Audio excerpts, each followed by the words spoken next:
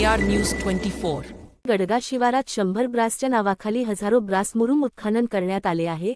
एवढेच नाही तर जादा मुरुम उत्खनन झाल्याचे निदर्शनात आल्यानंतर मंडळाधिकारी राठोड यांनी जायमुक्यावर जाऊन मुरुम उत्खनन थांबवली, परंतु सदर गुत्तेदाराने तहसीलदार व मंडळाधिकारी यांच्या आदेशाला धुडकावून पुन्हा उत्खनन सुरू केले।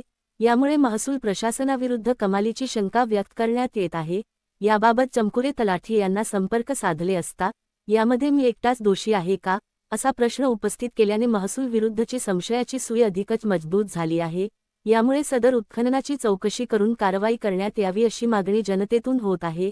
AR न्यूजसाठी शेख आरिफ, नायगाव, नांदेड।